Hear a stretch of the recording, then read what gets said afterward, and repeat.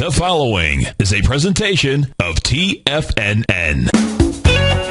Time to talk about your health. Living a primal lifestyle. We have Mike from Chicago on the line, and he has a question about digestion. Hi, Mike. Hey, guys. Happy Friday. Happy Friday. First of all, I just wanted to say that I love the show. I think it's great programming, and I'm very much of a like mind when it comes to, taking control of your own health and certainly doing your own research. No, that's so great. Thank you so much. Thank you. Now your hosts, Nico De Haan and Paige Clarke. Happy Friday, everybody. It's time for Primal Lifestyle, Living a Primal Lifestyle with Paige and Nico De Haan. Paige Clarke. How's it going, Paige? It's going great, Nico. Glad to be here.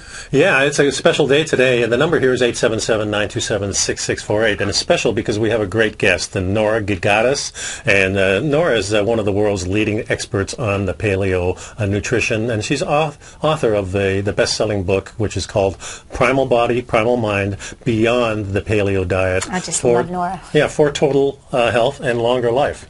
And it's a great book. I've read it a few times just to retain all the information. And I want to welcome you to the show, Nora. How are you doing today? Great, Nico. Thanks for having me back. It's a real pleasure to be here. Yeah, it's been over a year since we last... It's been a while. Yeah, and so much has happened in this last year, too.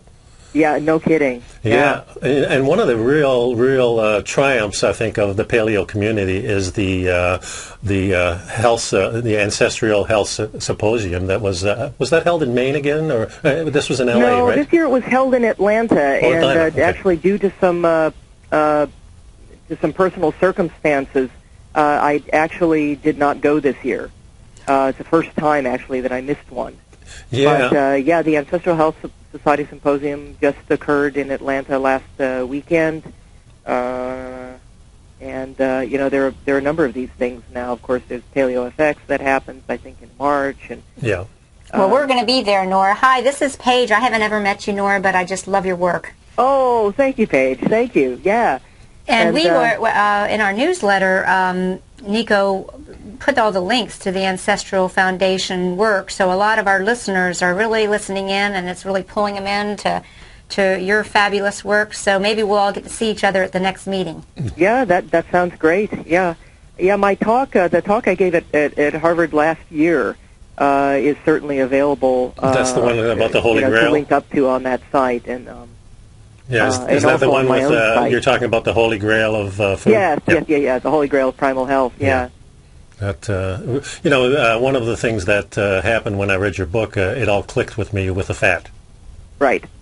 And one of the things I really wanted to ask you, because it seems like women have much more problem than men do digesting fat. Do you find the same thing? I actually have not run into that. Now, women are actually many more times prone. I mean, one vector I could see possibly explaining that observation for you is that women are, more than 20 times more prone to, for instance, thyroid problems, which inherently affect digestive efficiency and almost invariably biliary function. Yeah. I could make a comment there when you mentioned that. What I have seen when you say that women seem to be more susceptible is that many times B6 in a natural form from foods is very important for biliary function, gallbladder function, and because so many women have gone on the synthetic birth control pill, they shut down that pathway. That's what. So maybe that would be part of it. Well, B12 actually, methylation becomes very compromised on the pill, and which is necessary for detoxification and various aspects of your own hepatic health. And there's no question that birth control pills have an inhibitory effect on that really important methylation pathway.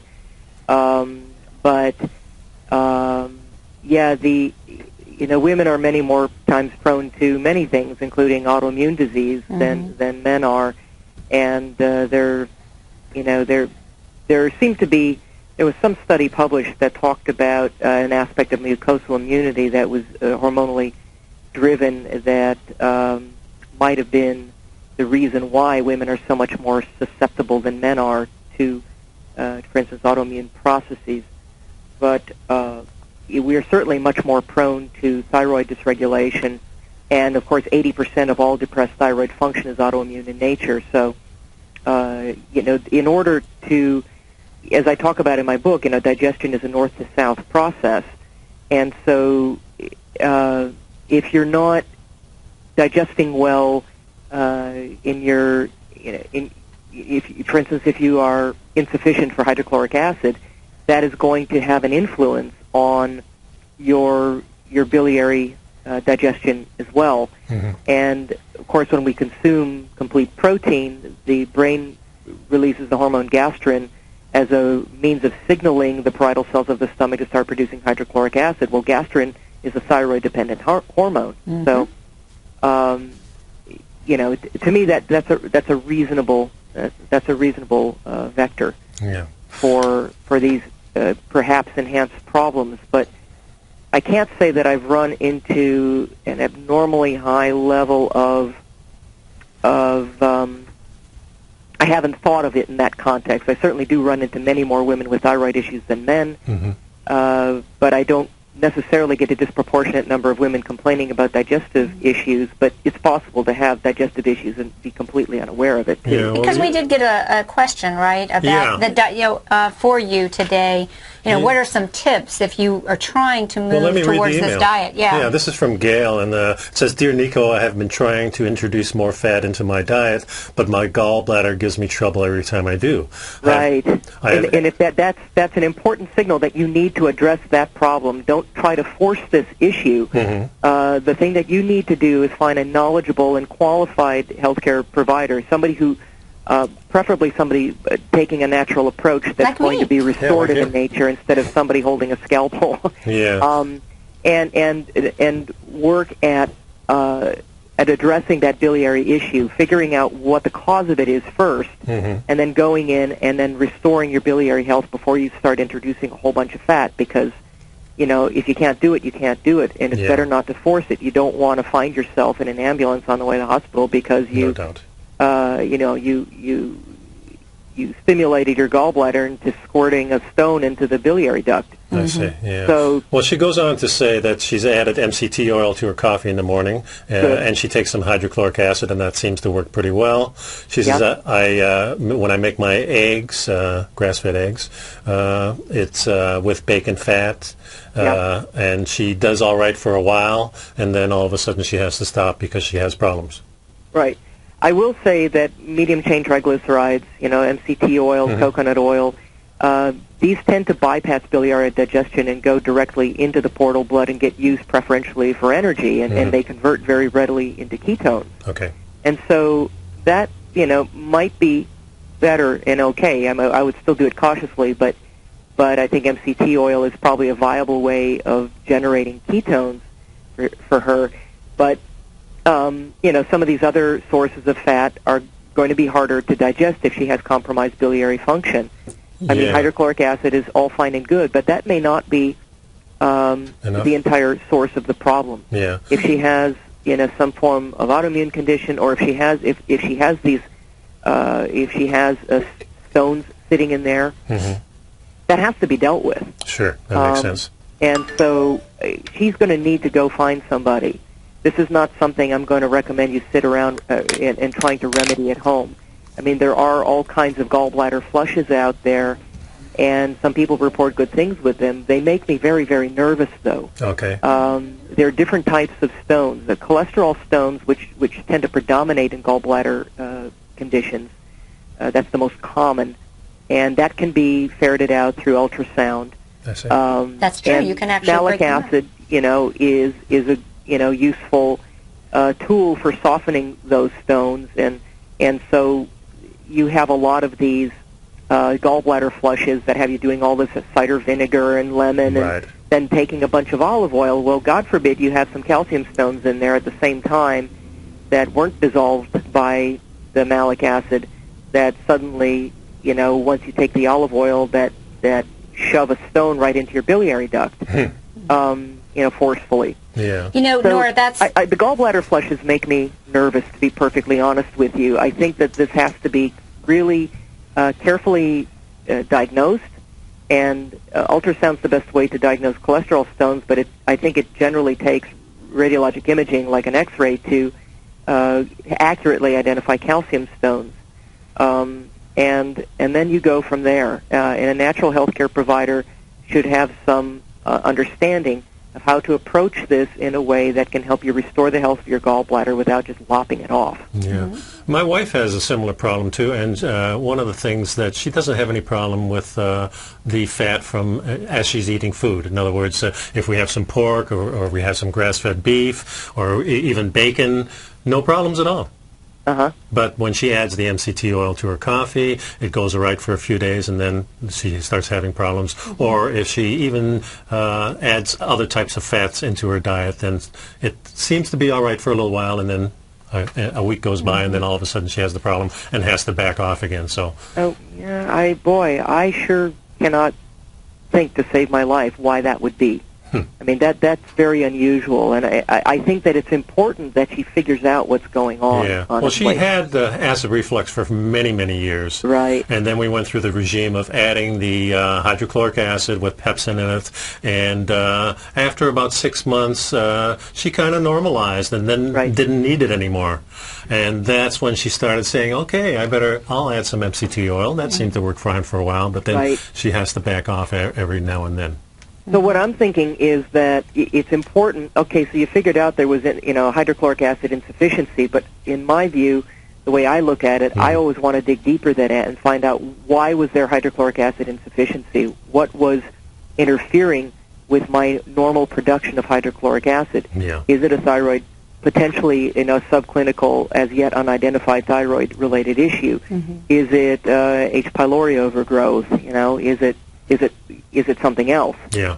That's exactly. So identifying why that is a problem in the first place is really, really important. Yeah. And her brother had an issue with that, too, so it may be running in the family a little bit. Yeah. Who knows? Yeah. Absolutely. Yeah. Okay. The other thing, I have trouble convincing people to add fat into their diet. And, when we say fat, of course, we're talking about healthy fat. Perhaps they're thinking about the other types of fats that are in there. So I really want to discuss the whole orientation of what is good fat, what isn't good fat, and I have some questions about fiber, too. But we're coming up on a break, so let me mention to the folks to pick up my Health Signals newsletter. And also, if you have questions for Nora or ourselves, you can call us at 877-927-6648.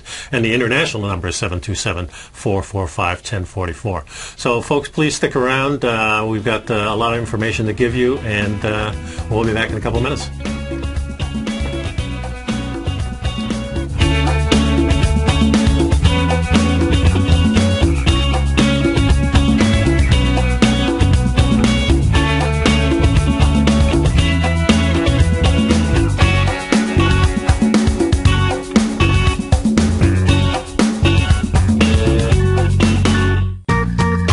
You've heard Nico De Haan as co-host of Living a Primal Lifestyle, which airs every Friday at noon Eastern Time on TFNN, and would like to tell you about the personal training studio that Nico is the owner and president of, Performance Training. Since 1998, Nico has trained individuals and groups to improve their health both mentally and physically.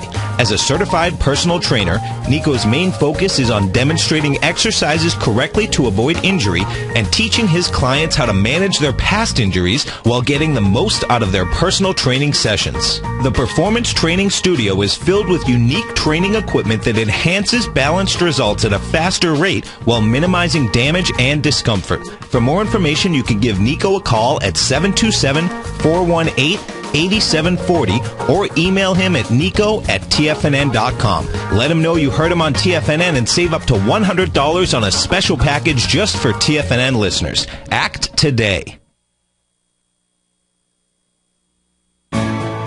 You take a hands-on approach to managing your investment strategy. You're always looking for the next trading opportunity to magnify your perspective. Direction Shares connects sophisticated traders with a powerful array of ETFs from a wide range of asset classes. The markets may go up and down, and you want tools for both sides of the trade. Discover how we can help at directionshares.com today. An investor should consider the investment objectives, risks, charges, and expenses of the Direction shares carefully before investing. The prospectus and summary prospectus contain this and other information about Direction shares. To obtain a prospectus or summary prospectus, please contact Direction shares at 800-851-0511. The prospectus or summary prospectus should be read carefully before investing. An investment in the funds is subject to risk, including the possible loss of principal. The funds are designed to be utilized only by sophisticated investors such as traders and active investors employing dynamic strategies. Investors in the fund should understand the consequences of seeking daily investment results, understand the risk of shorting, and intend to actively monitor and manage their investments. Distributor Foreside Fund Services, LLC.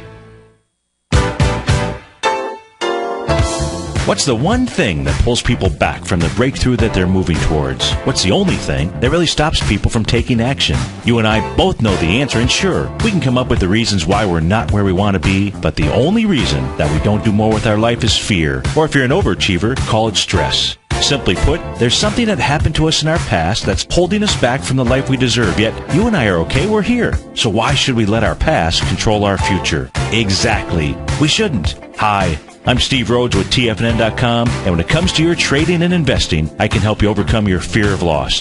Together, we'll turn weakness into strength with a system I've developed called Mastering Probability. I'll teach you how to make your money work harder for you than you do for it. I'll teach you the tools that provide financial freedom. Go to the homepage of TFNN.com, click on my name, Steve Rhodes, and begin your journey of mastering probability risk-free. It's time to become a pioneer of your future versus a prisoner of your past. Who says you can't take it with you? TFNN says you can. With your mobile device and TFNN's live radio streams, TFNN has put it all in the palm of your hands. No special apps to download. No subscription fees for live radio or Tiger TV streams. We say you can. Now let's go over to the dollar, because the dollar is going to be the generator. It is the generator of basically higher dollar, lower market. And what the dollar has done, and this whole uptrend, folks, has just gone sideways. The way it works, folks, is this. We say you can. The Tiger Financial News Network. Smart investors and professional traders know you can. TFNN.com. Educating investors. Nico and Paige take your phone calls now. Toll free at 1-877-927-6648. Internationally at 727-445-1044.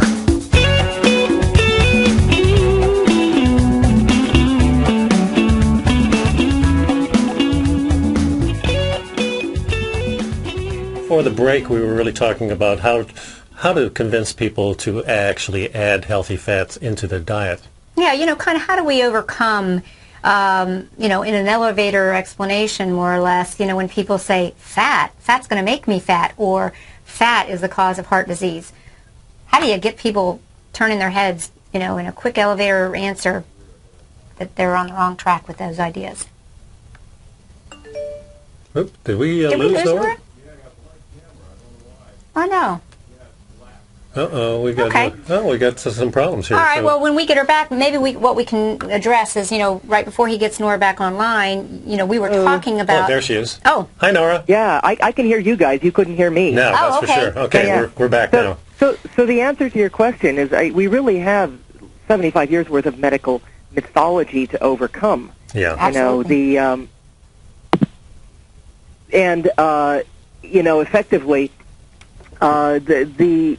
the hypothesis, that whole lipid hypothesis, the idea that saturated fat and cholesterol somehow are responsible for the diseases of modern civilization, just certainly from an evolutionary standpoint, is patently absurd. And absolutely. But it has never ever been soundly proven. It started out as a hypothesis, and then all kinds of money got behind that hypothesis. Mm-hmm.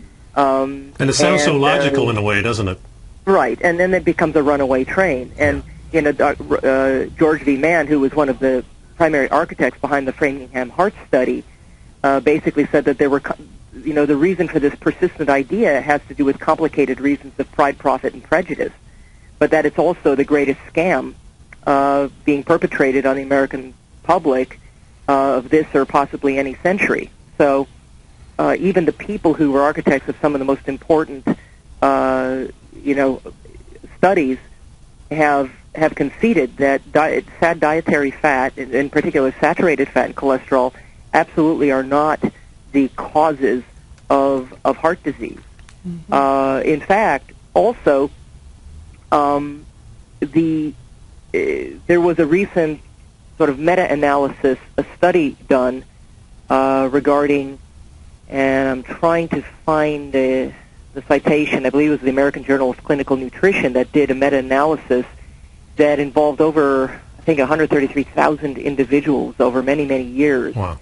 Where they basically looked at a really high number of studies that were designed to look for the answer to the lipid hypothesis. Is saturated fat really the cause of heart disease? And they found literally a zero correlation between saturated fat intake and any increased risk of heart disease whatsoever. I mean, that really, this has been soundly disproven. Yeah. But, exactly.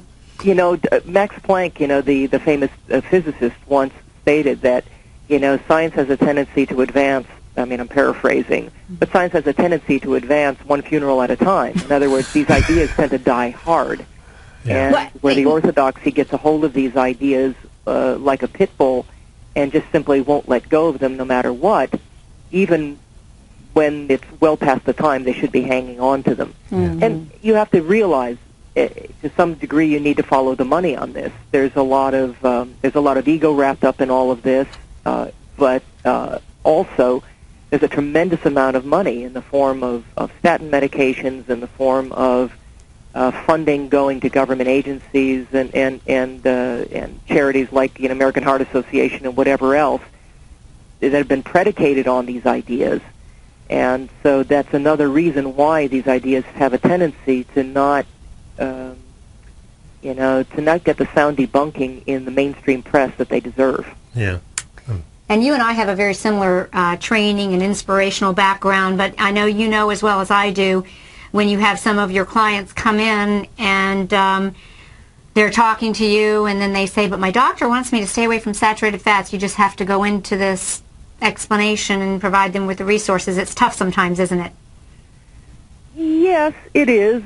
I think that people who pick up my book and read through it find that questioning or that skepticism tends to evaporate away very quickly, because I think I'm able to present the evidence in such a common sense way and also in a very well referenced way scientifically that people say, okay, all right, this really does make sense to me. Yeah. I mean, and that's the very first evidence of, there was a recent study published where it was discovered that our earliest known ancestor, Lucy, 3.39 million years ago, that they just found that she actually created stone tools that were designed to Nora, hold that thought for us. Okay. We're getting ready to go to a break. Yeah, and I remind you that it's 877-927-6648, and pick up a Health Signals newsletter, and we'll be back in a moment.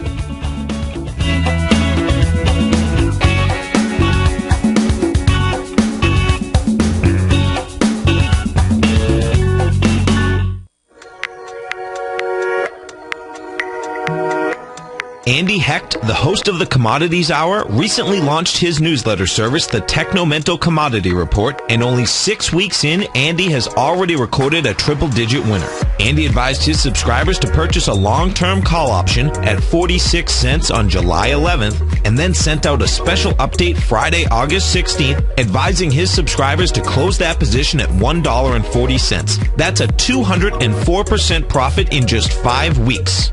The Technomental Commodity Report by Andy Hecht is released each Thursday morning, and right now you can get a month-long free trial to this subscription while locking in the low introductory rate of only $39 a month.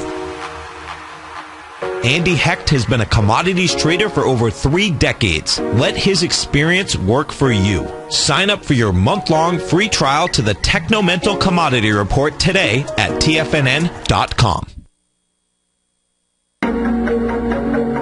Has the current market volatility continued to stop you out of trades when the market spikes against you? Now is the perfect time to open up an account with Nadex. Nadex, the North American Derivatives Exchange, is a brand new, completely regulated Chicago-based exchange, and unlike most other exchanges, Nadex allows you to trade directly through them with direct market access when using their completely free trading platform, which also features real-time charts and full customization capability. One of the advantages of trading with Nadex in volatile markets is that your risk is always capped and you have the ability of keeping your trades open even when the market spikes against you. Nadex is completely brand new with a line of unique trading products that are unavailable anywhere else. See how it works at nadex.com. That's NADEX.com. Or click on the Nadex banner on the front page of TFNN.com. Futures and options trading involves risk and may not be appropriate for all investors. Recently, Basil Chapman has had some outstanding trades in his newsletter, The Opening Call. Each morning by 9 a.m., Basil uploads his newsletter to the TFNN servers so that his subscribers can access his expert trading advice. Basil gives his take on the direction of key indices and updates any active trades that his subscribers are currently in. Just recently, Basil's subscribers closed out a short position in Chipotle Mexican Grill, CMG, for more than an $86 profit per share, over a 20% gain in just one position. If you'd like to try out Basil Chapman's newsletter, The Opening Call, then visit the front page of TFNN.com and click Trading Newsletters. There you'll find Basil's newsletter, The Opening Call, where you can request a free sample copy. Also, don't miss Basil's program, The Tiger Technicians Hour, Monday through Friday, 11 a.m. Eastern, on TFNN.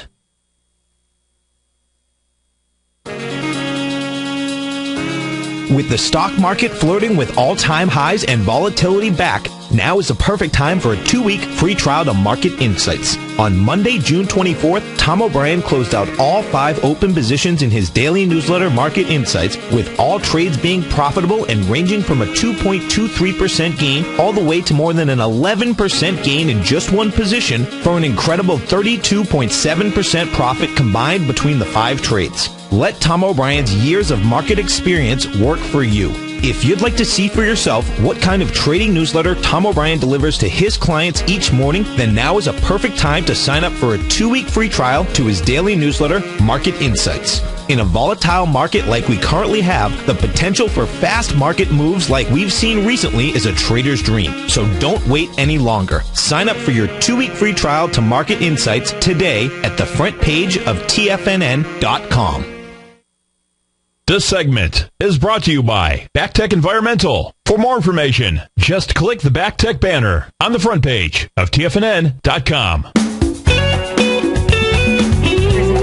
And we're talking to Nora Gedgaudas, author of Primal Body, Primal Mind. Tune into her website, get her book. It will change your life.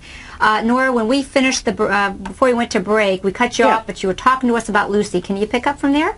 Yeah. So Lucy is a representative of an ancient line of human ancestry called Australopithecus. Australopithecus afarensis, and she turns out the evidence it now shows for the first time that she actually created stone tools that were designed to butcher meat and also break into the marrow of bones to get at the fat, and that was over 3.39 million years ago. A more recent study published in May of 2013, and there's an open access scientific journal called PLOS ONE. They found a lot stronger evidence that that early human ancestors practiced what they call persistent carnivory. In other words, by a little over 2 million years ago now, we were right smack dab in the middle of a hunting economy. It wasn't just an occasional thing. By that point, we weren't just occasionally scavenging or whatever, but we were basically basing our diet on a hunting economy. And the authors in that particular study said that the acquirement, processing, and consumption of meat from animals is theorized by many evolutionists as a critical element in the requirement for high-protein, high-fat, high-energy foods necessary to support the growth or evolution of the distinctive qualities of humans as compared to other animals, such as the larger brain. And the fact of the matter is that human brain growth is totally dependent on dietary fats, but particularly the 20 and 22 carbon fatty acids, which are DHA, docosahexaenoic acid, exclusively found in our diets and animal source foods, and arachidonic acid. In other words, dietary animal source fats. And we allocate this much larger share of our daily energy budget to our brains than do other primates or other mammals. The brain really only represents maybe 2 to 5% of our actual physical mass, but we actually it actually uses close to 30% of our energy.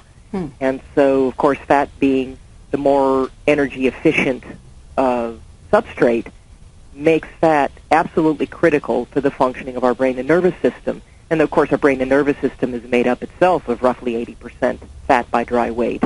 Yeah. So, in fact, we were literally born to be using fat as our primary source of fuel. Yeah. Breast milk.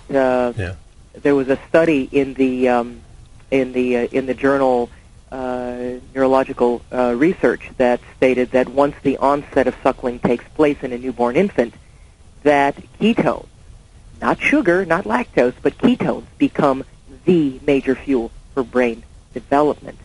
So this is how we're actually designed. So it's actually a fat-based diet, a diet that retains its dependence on fat instead of glucose for a primary source of fuel, actually that it actually has neuroprotective properties in diverse models of all forms of neurodegenerative disease. It makes so much sense. It's anti-inflammatory, it's anti-free radical, it promotes antioxidant activity, and it's a much more sustainable fuel.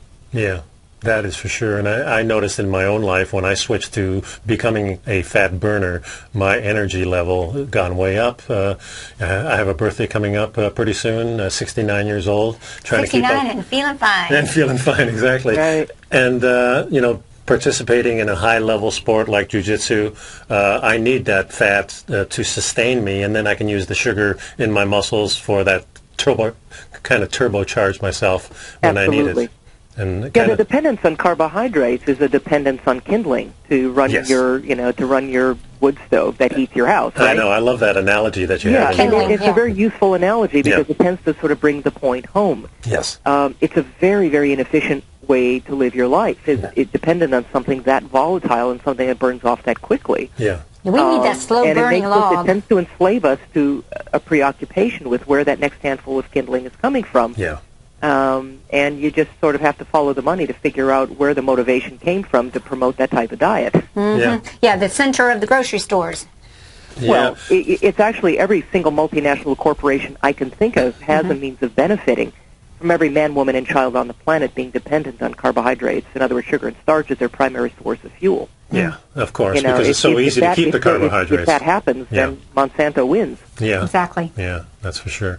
Let me ask you another question. Last week we were talking about dietary fat, and I'm looking up the word dietary fat. Of course, it talks about plant food, but I know as a personal trainer that muscle has fiber in it because that's the structure of what a muscle is. How did this get started that there is actually no fiber in meat? Well, muscle fibers are actually protein structures. They're not fiber. They're not the same type of fiber found in. It's not cellulose. Right. There isn't any real fiber in meat. Not dietary meat fiber. Is basically made up of. Meat is made up of a lot of things, but we don't have an actual human dietary requirement for cellulose. In other words, plant fiber. Right. We've gone for long periods of time during our evolutionary history without access to edible plant foods, or without access to really viable amounts of edible plant foods, and thank goodness we have the ability to do that. Yeah. But even the animals that live on fibrous plant foods, that the herbivores and the ruminants, they don't get their calories from carbohydrates. No, they get it from the bacteria's proteins, right? The bacteria defecation, process. Basically, no. I mean, most herbivores, actually all herbivores, all large mammals are actually designed to get the majority of their caloric intake from saturated fat. Cows and goats and sheep and everything, deer, even gorillas, actually get anywhere from 65 to 80% of their caloric intake from short-chain saturated fatty acids, not carbohydrates. And it's because they have a bacterial-based digestion that takes that fiber and transforms it through fermentation into butyric acid. Exactly. That then the animal eventually absorbs as its caloric intake. Of course, it has to, in order to make that transformation, it has to spend all day long with its face in the bushes eating, to make that happen.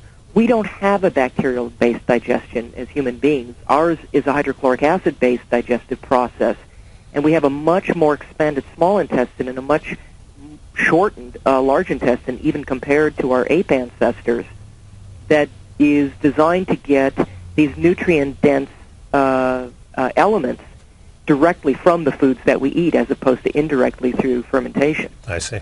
That makes a lot of sense. So people in hotter climates, are they less dependent on fat than... no, they're actually more dependent on saturated fats, ironically. That in the tropics, they're much more likely to seek out tropical oils because they're present. Coconut oil is one of the most saturated fats there is, and so is like palm kernel oil and some of these things that are endemic to more tropical regions. In the high Arctic, there tends to be a slightly higher percentage of polyunsaturates because it's less likely to be solid at cooler temperatures. Right. If you've ever taken a bottle of highly polyunsaturated oil and put it in the freezer, it tends to not freeze solid. And it makes sense that in a colder climate there might be a higher percentage of polyunsaturates as sort of a default, not exactly antifreeze, but something that is more likely to stay liquid in the body, and fuel those sort of high energy needs of the need to stay warm, etc. Yeah. So what's your stance kind of on omega-3s, people taking the fish oils and... Right. Especially, Paige and I talked a couple of weeks ago about, the fish oil being shipped to you in this hot climate here in Florida. And, this stuff can go rancid. Well, the molecular distillation process is damaging to it, too. I agree. I'm a fan of the cod liver oil. I'm a Western pricer. But what's your thoughts? My thoughts about this are that I'm now more strongly recommending Antarctic krill oil as a source. There's only one fish oil that I'm comfortable recommending right now to anyone. And it's actually made by a healthcare practitioner company that might be a little harder for the average person to get their hands on, but the company's called Biotics. And their omega-3 fish oil actually comes from these tiny little sardine-like fish in the pristine waters off the coast of Chile in the southern hemisphere, away from the severe contamination we're now experiencing in the northern hemisphere. And they also do an exhaustive testing to make sure that these oils are contaminant-free, rather than just simply putting them through molecular distillation. So they are not molecularly distilled. Right. And it is much more of a whole food product. And so I'm actually becoming very leery of things that come out of our northern hemispheric oceans now. Right. And I've been researching this for the last couple of years. I've written, probably 50, 60, 70 pages of dissertation on the whole subject. And what it boils down to for me personally, I'm no longer eating seafood that comes out of any ocean in the northern hemisphere. Wow. Now, if you have a fishing pole and you want to go to some mountain lake or some landlocked source to catch, your trout or something like that, that might be okay. If you can get your seafood from an imported wild-caught source, maybe off of New Zealand or something of that nature, where it hasn't come from some questionable fish farm down there, but where it's actually been wild-caught in the cleaner waters in the southern hemisphere, then that might be okay. Yeah. But otherwise, I've actually, for the last couple of years now, actually, I have not been eating seafood. Now, is this tied to the radiation that's being spilled? Yes, okay. It is. It is tied to the radiation. It's also tied to what's happened in the Gulf of Mexico. Yeah. It's tied to the nuclear waste dumping in the Norwegian Sea. Mm-hmm. It's tied to the thermohaline circulation that has taken what happened in the Gulf of Mexico, which is nothing short of cataclysmic, Absolutely, biologically, and has swept that out now into the Atlantic Ocean, where there are all sorts of questionable effects. And in fact, the tuna that particular year that that disaster occurred, I hesitate to call it a spill. It sounds like something you could pick up with a Bounty wipe or something. Yeah. That the tuna were actually spawning in the Gulf at the time that all of this occurred, and so they were particularly hard hit. And tuna fish are probably the single most dangerous vector for our ocean's contamination right now. And I mean, I would, if the worst problem was mercury, I would, that in my mind, it's the least of our worries is the mercury, and PCBs and whatever else. I mean, those things have been a concern for a while, and I know that mercury contamination in fish. There's an official stand by the Weston Price Foundation that that's a debatable thing, and that if you have a sufficient selenium or whatever, that tends to pass through. I don't know. Maybe so, maybe no. But the least of my concerns are the heavy metals. Certainly, other chemical contamination might be a concern, but the bioaccumulation effects of things like Corexit or of cesium-134 and 137, plutonium, and the various other radioactive nucleotides now that have entered into our food chain in no small way. I think the real problem with what's happening in the Pacific is the fact that it's not just like this stuff is getting dumped into the Pacific and then diluting out. Yeah. The evidence seems to show this stuff doesn't dilute out. It travels in these concentrated plumes across the Pacific. And things swim into these plumes, and they feed there, and they live there. And these things accumulate in their tissues, and then bigger things come along and eat those, and then it, then it just accumulates and it from there. bioaccumulates. Yeah. 5 months after the Fukushima disaster, a group of scientists caught a bunch of tuna off the coast of San Diego, and it's just sort of almost an afterthought, decided to test them for radiation, not expecting really to find any, but just for the heck of it. And they found that 100% of those tuna were radioactive. And in fact, it took 8 more months for those findings to become published, and then they were kind of lightly mentioned in some media circles and then quietly swept under the rug. Well, this has not gotten better, it's gotten worse. What tuna do is they swim basically between the west coast of the United States and Japan. And they travel back and forth to the tune of maybe 24,000 miles a year. Wow. And this stuff accumulates. Yeah, we're coming up on a break. Do you have still time? I know you mentioned that you have a client coming in at 10 o'clock. So I do. I have a little bit more time. Okay, great. We are taking a short break, and we'll be back with Nora. And, boy, this is great information. So, folks, stick around. If you have a question, 877-927-6648. Okay, so now we know.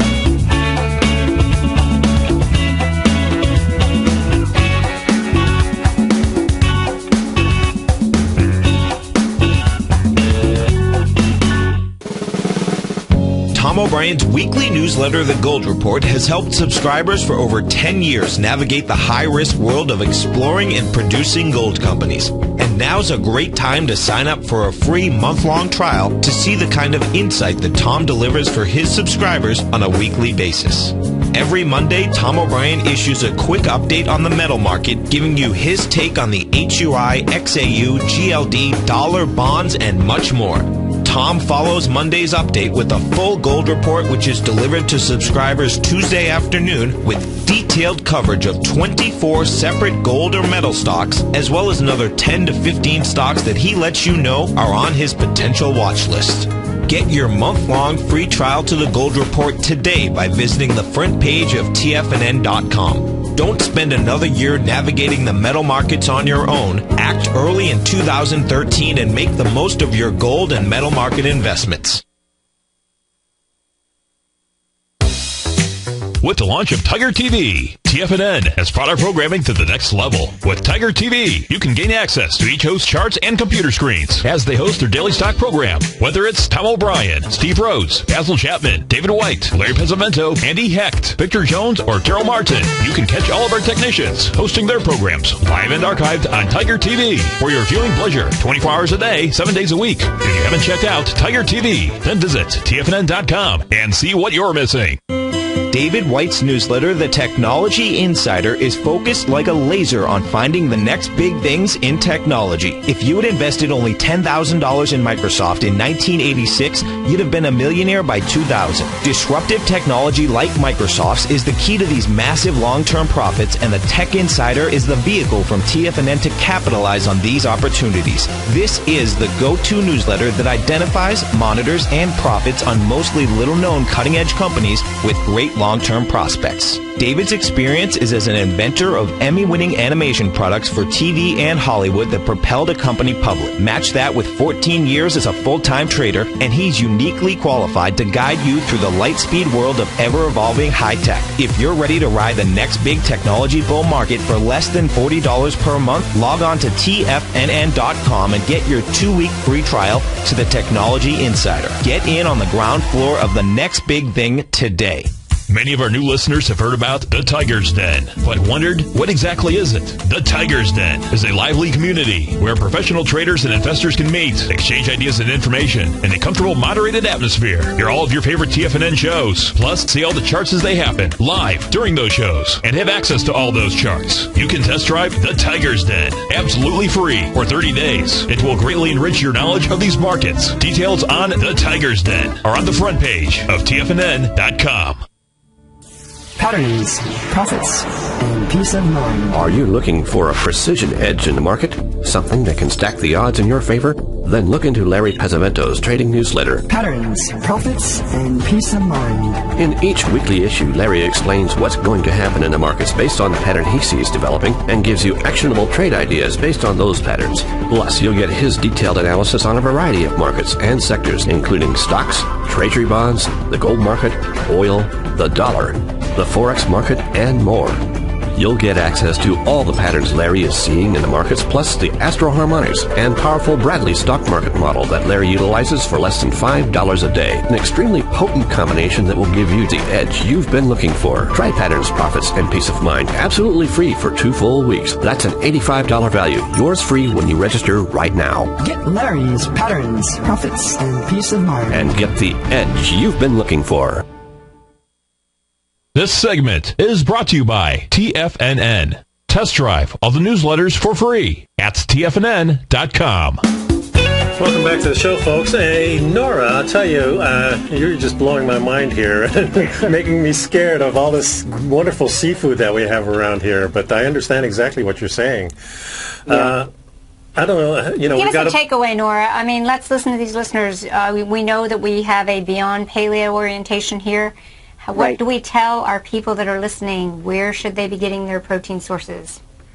Well, again, I do advocate for moderating our protein intake, but just simply because that is a very beneficial thing to do from a longevity perspective, and also one that really helps maximize your own maintenance and repair and maximize your immune function. And it's good not to overdo it. Right. But where I get my protein sources are mainly from terrestrial sources, but completely, totally, 100% pasture-fed and finished meats from organic pasture. And in other words, the cleanest possible sources of meat and fat that can be found. Yes. All natural sources of fat have a role to play in our health. What I think of as the bad fats are the ones that are processed, correct, that are overly refined, or that have been oxidized, in other words, overheated or made rancid by either sitting around too long or being overheated. Mm-hmm. And refined vegetable oils are just kind of an unnatural inclusion into our diets. Mm-hmm. The more traditional vegetable oils like olive oil and coconut oil, I think have a decent role to play, are fine, although I don't cook with olive oil. Right. But at any rate, but a fat-based ketogenic diet for instance, is the most anti-cancer way of eating, the most anti-inflammatory way of eating, the most antioxidant promoting and free radical dampening way of eating, and the most economical way of eating that has ever been found. And you have to realize there's one thing and one thing only that feeds cancer, which is what we're really concerned about when we talk about these issues, and it's sugar. Mm-hmm. And so cancer cells cannot make use of ketones. They can't use them at all. They rely on an ample supply of glucose to be able to do that. And so by radically reducing or preferably even eliminating sources of sugar and starch, you're maximizing your capacity to make use of fat as a primary source of fuel.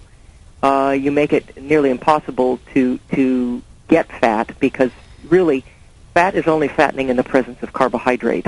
Right.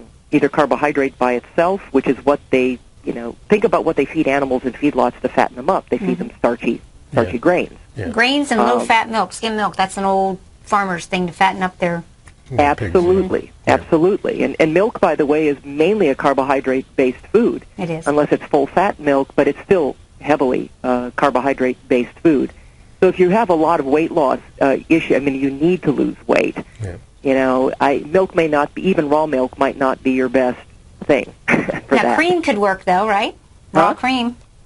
Raw cream, butter. Mm-hmm. But again, I've become of the mind to really go out there and make a point of spending the money to get tested for your immunologic reactivity to things like various grains and also dairy. Mm-hmm. And the only lab doing accurate testing in that regard right now is Cyrex Labs.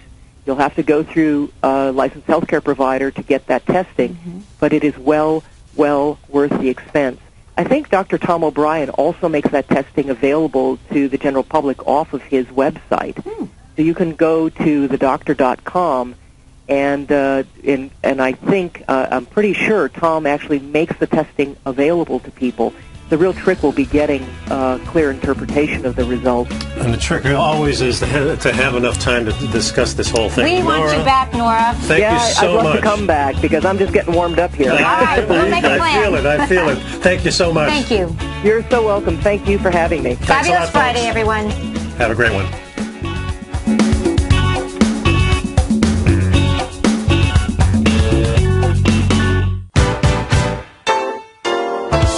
What's the one thing that pulls people back from the breakthrough that they're moving towards? What's the only thing that really stops people from taking action? You and I both know the answer, and sure, we can come up with the reasons why we're not where we want to be, but the only reason that we don't do more with our life is fear. Or if you're an overachiever, call it stress. Simply put, there's something that happened to us in our past that's holding us back from the life we deserve, yet you and I are okay, we're here. So why should we let our past control our future? Exactly. We shouldn't. Hi, I'm Steve Rhodes with TFNN.com, and when it comes to your trading and investing, I can help you overcome your fear of loss. Together, we'll turn weakness into strength with a system I've developed called Mastering Probability. I'll teach you how to make your money work harder for you than you do for it. I'll teach you the tools that provide financial freedom. Go to the homepage of TFNN.com, click on my name, Steve Rhodes, and begin your journey of mastering probability risk-free. It's time to become a pioneer of your future versus a prisoner of your past.